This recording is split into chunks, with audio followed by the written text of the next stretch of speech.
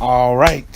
So we're excited. Welcome Yes. to our episode number 3 of Real Life, Real love. Real Family. All right. I'm That your. was so cheesy. What? Real life. Real love. Real family. Well, Yes. this. Well, Real Life, Real Love, Real Family. All right. I'm Words Taylor. I'm Melody Taylor. All right. And we are in the series right now 10 indicators that you may be wasting time in your relationship. And keep in mind, we're Yes. not saying that if these are like red flags to you in any way that you automatically should leave or get divorced or anything like that. That's not what we're saying. We're No. saying if you're hearing something that sparks you, then it's time to have a conversation with your significant other so you guys can get on the right path, right page, Yeah, right? time to evaluate your relationship. Exactly. So today, our topic is, I feel like this is a good one. This is a foundational one. This is one that I feel like get lost in relationship, and that is indicator number 4. This is third episode. Indicator number 3. What are you about to you say? could say you can make it 4 if you want Right. No, it's 3 though. to, Go ahead. So, if your significant other, he or she, is not actively pursuing you, you may be wasting your time in your current relationship. There's a strong possibility that you could be wasting your time in a relationship. And so we're going to define what does actively pursue means. Yes. Because it could mean something different for males. It could mean something different for females. And so I don't think it's gender specific. I think it can mean something different for people, period. I don't think every man pursues the same way, just like every woman doesn't pursue the same way. no, I don't think we pursue the same way, but I feel like men and women may both pursue differently. They may both pursue the same way. This is possibility. You know, I would like but- to say in my younger days, I was more like a dude. Like, I was very aggressive in the way that I pursued men. Yeah, we're not gonna compare you to a dude. You know That's what I just- mean, though? Like, that's the stereotype that men typically get. Aggressive, we're the lions, we're actively going after what we want. Rah, rah, sis, boom, bah. That's whack. But regardless, because of that stereotype, in high school, I didn't like to be genderized. I didn't like to be stereotyped. So I did everything within my power to go against what my gender role was supposed to be. One of those things was I was not supposed to be the aggressor in a relationship. I was not supposed to be going after a guy. So I did. Well, I get that, but understand that sometimes in guys' nature, See, now I I'm know, talking about nature. and our nature and mine specifically is that when you find a woman is pursuing you, sometimes you're less interested, or like just like a lion will literally, if you find a wounded deer, it will walk past the deer because it wants to hunt. It wants to feel like, man, I've pursued, I've earned, I was able to learn and be able to have conversation and build a relationship to the point where I'm now able to court this young lady and get her to build with me. I think there's a certain pride in that for men, and if it comes too easy, I don't think we appreciate it as much, or people may appreciate it as much. There's not a lot of value placed on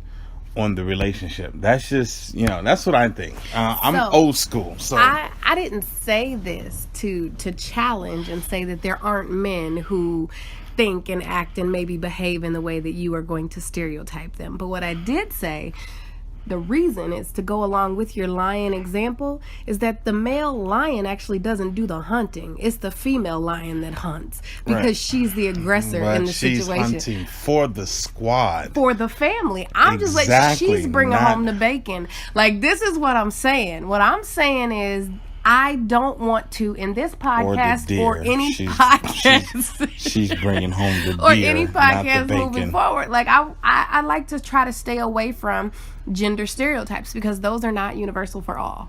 That's all I'm saying. Could be potentially. That's all I'm saying. But anyway, so what we're saying, and there's still 2 types of different roles or ways to. There's several ways to pursue. All right. Yes. in a relationship, you're going to find, well, we could just use our relationship. Me as a male, there are certain ways that I want to pursue. So you're just gonna find a way to bring this back. Whatever the case may be, I'm gonna talk about how I pursue. Like it gives me a certain pride to know that, you know, I'm going to continuously ask for dates. I'm going to, you know, plan dates. I'm going to open doors, all of those things. Not saying that is have to be gender specific. I understand there's some women out there like, oh, I can open my own door and all of those good things. And I find that great. Salute. Good job. But what I'm saying as a male, when you're with me, I've made it my personal duty that I want to do that for you. There are so many other battles you can fight. Allow me to do this one, right? Allow me to make you feel validated or appreciated, and not assuming and not snatch your independence away. Even as a married couple, snatch your independence away and say, hey, we're going on a date Friday, but yet I'm going to respect you enough to ask, hey, are you available Friday? Can I take you out on a date still? And then respect you even more to treat you a certain way when we go on a date. And that for me is like opening doors. For me, that is like little stuff that I do, even when we're leaving out the aisle of the movie theater. I may get out the aisle first, but I will wait and allow you to go in front of me, and then I'm walking behind you. Things like that. That's what I'm saying. So I feel like while we're talking about actively pursuing, this would be a time for me to ask a question. Sure.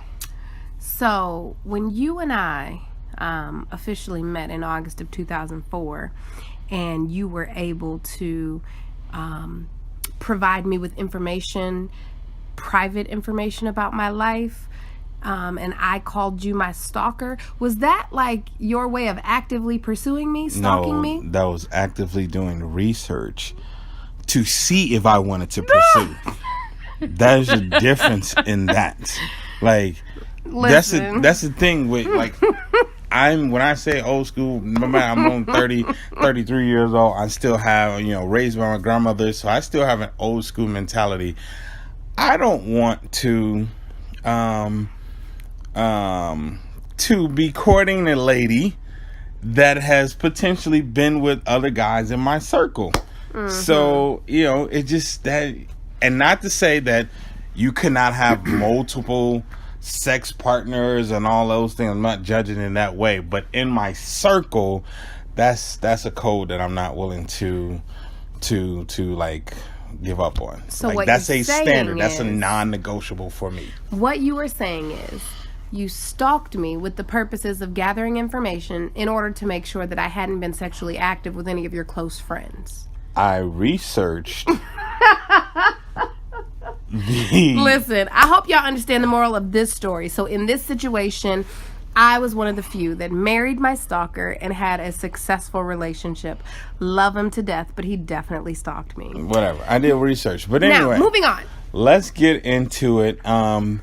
For just as my wife said, we're going to not make this gender specific. Or specific. Okay, we're not going to make it gender specific, but understanding that, again, this is my opinion. This is how I handle things in my life, in my marriage. So I'm giving a perspective of me, yeah, absolutely. Right? And so when I say these things, you can apply it, ladies. You can apply it to your life as well. Feel free.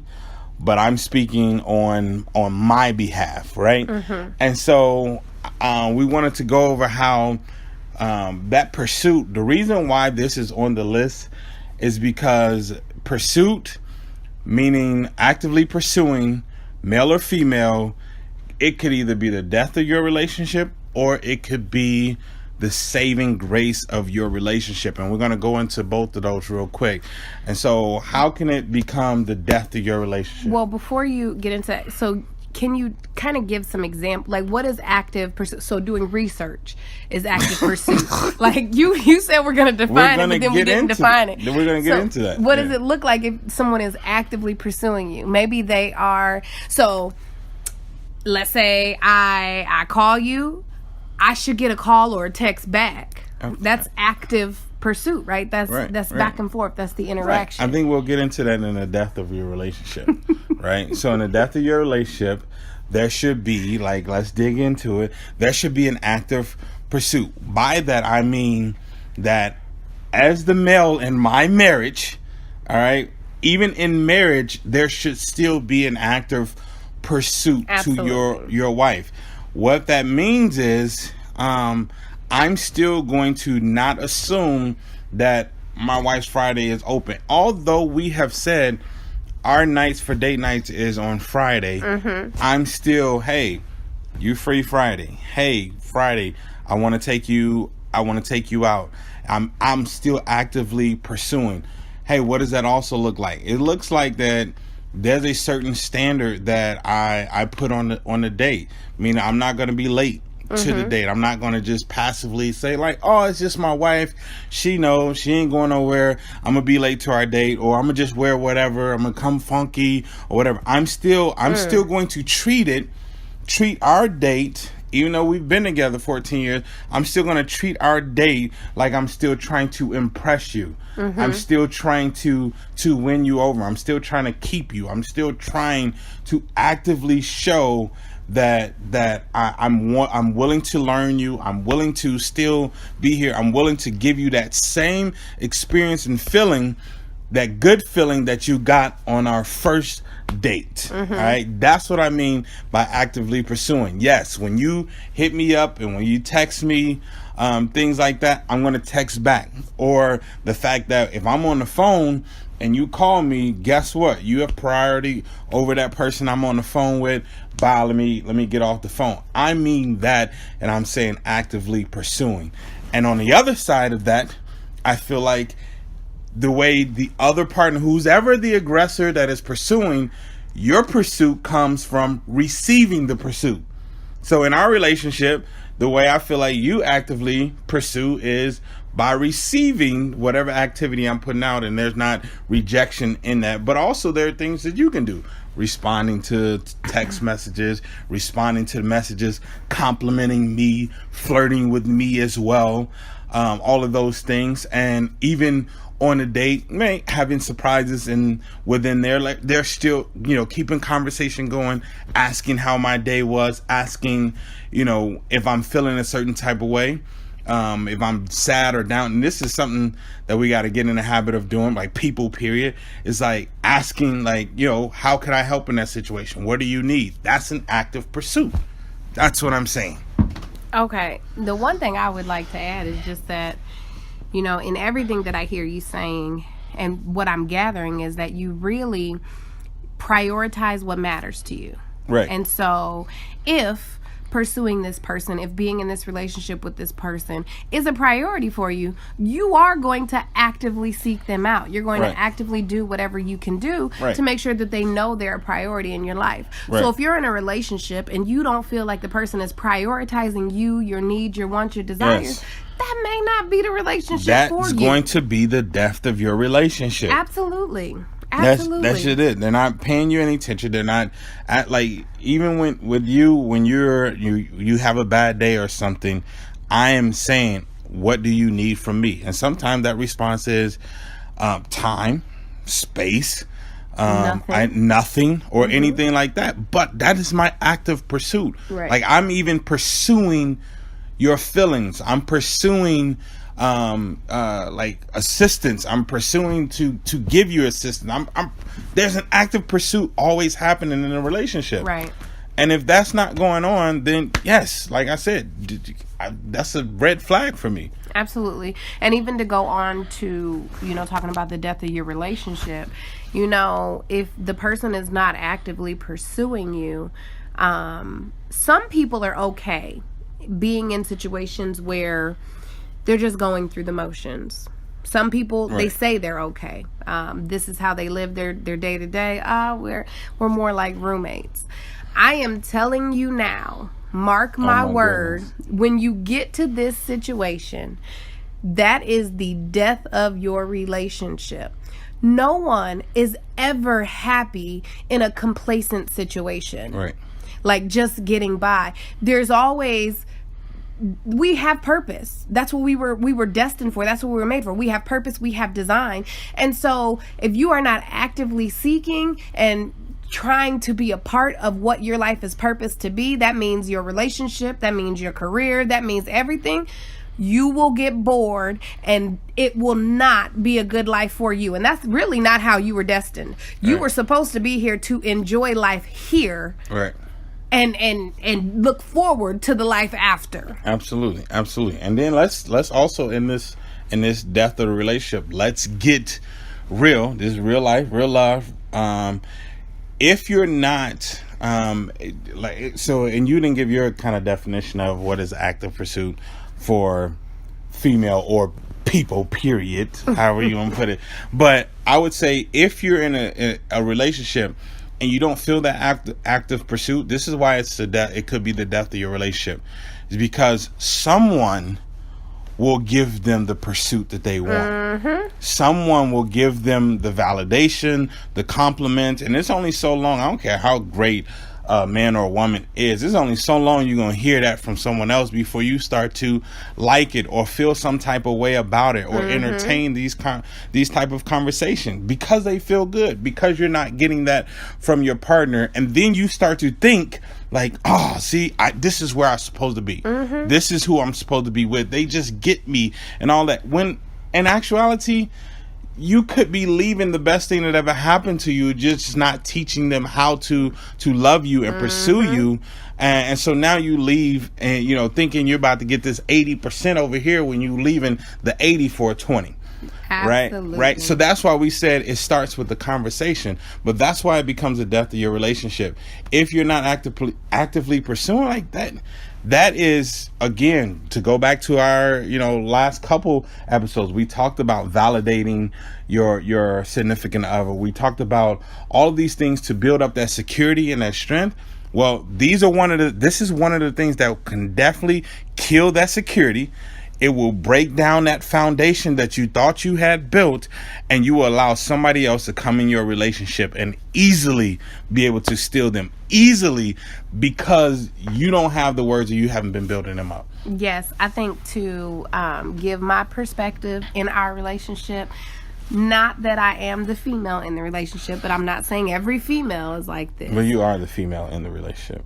Right, but I'm saying not because I'm the female is this the perspective. Like every female in the world thinks like this. I'm not trying to give gender roles here. Right. Are we going to do this at like every podcast? We might, because I know, if you keep throwing in, because I'm a man and this is how a man works. Well, that's not what I said. That's not how it works. Anyway, what I would say is that my definition of active pursuit is really reciprocal pursuit. So if the effort that I'm putting in and the things that I'm putting in, I'm getting back at the same energy, the same level, that's active to me. I'm calling you, I'm texting you, I'm trying to rearrange my schedule to spend time with you. You're doing that same for me. We are actively pursuing one another. I'm making concessions for you. You're making concessions for me. At any point, now what I will say is it is possible for life to happen in one of the partner's lives. And so what that means is maybe I get a little bit more busy. So I'm not texting you or calling you as often as I used to, or I'm not coming around as often as I used to. That happens, right? But if this is going on over an extended period of time, maybe you lost interest. And then that's all a part of a conversation as well. Right. So if we're in a situation where, because everybody goes through that honeymoon phase, and in that honeymoon phase, we are both actively pursuing, right? Because we have this goal in mind of whatever. Right. But you very quickly get into life's phase, right? And so if you're in that phase and you identify like, man, you don't call me like you used to. You're not responding to texts. You don't take me out. You don't really even show me you care for me or that you want to be with me. Right. You, the person who identified this, as an adult, need to be the one to have the conversation. Absolutely. Bring it up. Oh, that is the worst when well, I guess men do this as well. But just because I talked to a couple people that did this, males that did this, but just to like have an attitude or be hurt and not express that you're hurt and you just want me to know automatically that you're hurt And that's why I said, like, you're saying, well, you need to be the one to pursue the conversation and bring it up. That is so valuable in a relationship to not, well, you're supposed to know. You're supposed to know me. You're supposed to know what I'm thinking. You're supposed to know that you hurt my feelings and all of those things. Like, it's so much easier to just hear it from your mouth, to hear that this is how you're feeling. This is what I've been doing wrong, or this is what this is where I've dropped the ball at. And that's going to help build up our relationship. I think that is definitely an active pursuit. Like, you're actively pursuing some closure or a resolution. You're actively pursuing something that, yes. Because when a person gets to a point where they get mad and they just close off and they're not wanting to talk about it, you're now no longer actively pursuing. And so, yeah, I agree. So, if the person is actively pursuing you in your relationship, what do you mean by, or how do you build this, or because you said this is how you know this is the saving grace of your relationship. Right. What does that mean? Like, yes. So one of the things I really love, there's a young lady that I've mentored for a while, and then so she always wears skirts. Like, every single day she wears skirts, and then there are some days where she'll come in and she has on a dress, and I'm like, okay, dang, I see you. And she was like, well, I had a date with my father. And I was like, dang, that's so dope. So every time she goes on a date with her father, she dresses up and she wants to look nice for this date, because she wants her dad to know this means something to her, that this moment that he's putting aside and that she's putting aside, it's special. That's good. And so when you go into it, I think of, from the father perspective, how that father feels that no other person has access to this type of dress or this type of, whatever she's, putting forth, except for him. Like, that's pretty dope. And so when I say saving grace, I mean that, you have the ability, when you're actively pursuing, to make your significant other feel special, feel like they're getting an isolated love. And when you feel like you're getting an isolated love and attention from your significant other, you will put more into the relationship. You will want to reciprocate that and start pursuing them back. Absolutely. Now you guys will be in this game of, like, oh man, who's gonna one up each other, and that's a friendly game to get involved in. And so that's why I said to you, like, I want us to, at one point we had gotten complacent and said, date nights, oh, it started at 7. Well, we could start at 7:30, or we could wear whatever we got on. And I even said that, I want to start cleaning the car on date night, so you don't have to get into a dirty car and things like that. Thank you, But I think that's what I mean, the saving grace, where we're rekindling those feelings that we had when we initially got together, and you see the effort of your significant other, like, man, this was only done to please me. Yes, that's dope. Like that, like her dressing up to have a date with her father, he can leave like she did that specifically because she was going on a date with me. And so now, as your husband, when you see, I'm wearing sweatshirts every day, and then come Friday, you see I done shaved my head, got my hair shaved, got my fresh shirt on, got the outfit on, put some cologne on, put a watch on to match, and now you can see, like, that's for me. Yes. That is a saving grace in your relationship when you're giving that isolated love. That was a really good point. That was good. One thing that I want to point out, however, it is not a part of this podcast, is that relationship, that father and that daughter, and what he's building and establishing in her. So this isn't, this is like relationship, real love, real life, right? We're not into real family yet. But let me tell you, fathers, if y'all are listening, taking your daughter on dates, he's establishing the type of man that she is to allow in her life when she gets to the point to where she's ready. Absolutely. She's not going to have no man coming in treating her like anything, because you got to at least treat me as good as my daddy did. Yeah, absolutely. Like, Like that. And I'm set that bar high. That's good. That's good. You know, but in your example and the reason of, you know, how and why you put it that way, that really just brought to my attention, you know, that you want to be around someone who makes you feel like you want to be, like they want to be around you. Yeah, absolutely. Like that you love me, that you actually give me, you know, you value me, my opinions, and just my time. My time is precious. Time is money. You've heard that, and it really is, because there's so many things that I could be doing with my time. I'm choosing to invest it into you, and for you to trivialize it and make it seem like it doesn't matter. That's good. Like that's probably one of the worst things that you could do. So to actually invest time and to say like, no, I love you, and I want to put in that extra effort. I want to make sure that you know that you mean this much to me. I am actively going to pursue you and your love.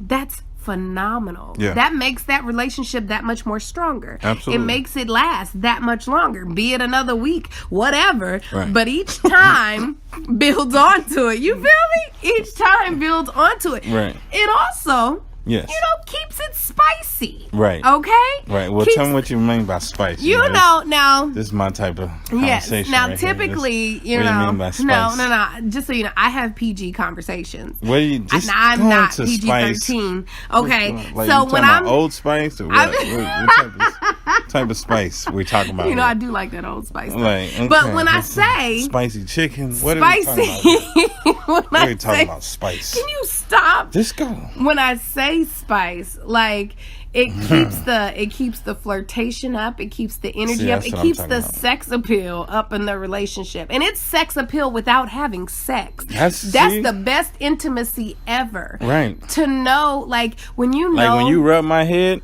meaning my head on my shoulders. When you rub my That's like, what? when you rub my freshly shaved head, well, I tell you right there, that's a pursuit right there. That's what I'm talking about right there. Absolutely, and you just. Just go ahead. You gonna go back to head? Yeah. Okay, so just go ahead. No, but it keeps it spicy when you know that a person is truly investing in you and loving in you in non-sexual ways. It creates this intimacy that surpasses anything sexual. It really makes you want to give your all for that person. You really start to see the true depths of your relationship and how you all love each other when you can have intimacy without any type of sexual contact. Right. I think, and so also just keep in mind, we're saying for the married couples, all right, I'm old school. And I'm not saying go out and just be sexing everybody before marriage. If you are sexually active, please be safe. Make sure you're Absolutely. using a condom, or just don't have sex. Just wait till you're married, Absolutely. right?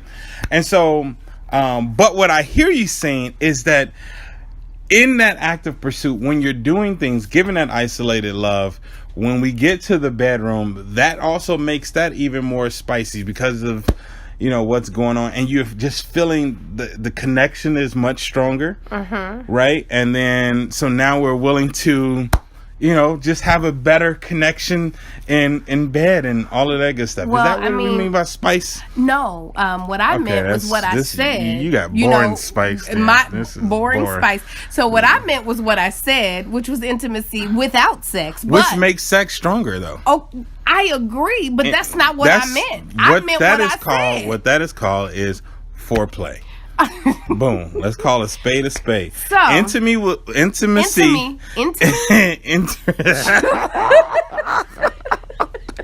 Yeah, we're not doing any more podcasts late. So, but intimacy without sex is foreplay. All right. So that's why we're saying that this foreplay, or you can call it intimacy without sex, all right, whatever you want to call it, makes sex greater, especially in a marriage, in a relationship. Like, if you cannot tell me that if we're disconnected in any way, that the sex is still going to be the same, as opposed to if I feel validated, if I feel appreciated, if I feel like you've been pursuing me, if I feel like I've been getting little cute texts, I've been getting hugs, I've been getting my head rubbed on my shoulders, the head on my shoulders, all of those things. Like, you can't tell me that won't increase in the hands of sex. So I'm saying that is the saving grace of your relationship. You just pursuing your significant other in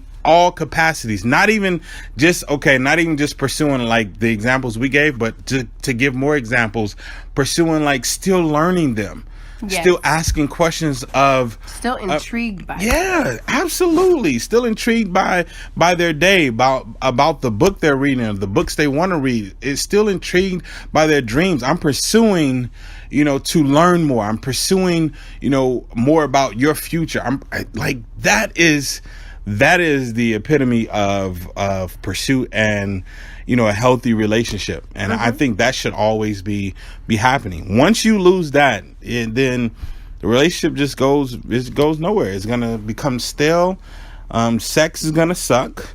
I'm telling you that right now. You're going to feel like you're with a roommate. You're going to be intrigued by other people. And then eventually you guys will break up, or you'll feel like, oh, the only way I can be happy is with the divorce or anything like that. And that's completely inaccurate. When there's some work that you can do right now, some conversations that you can have right now to start to rebuild your relationship. So, podcast episode number 3. Okay. You've spent the last 2 podcasts trying to input sex conversations. That's not, you said spice. I didn't. No, hold on.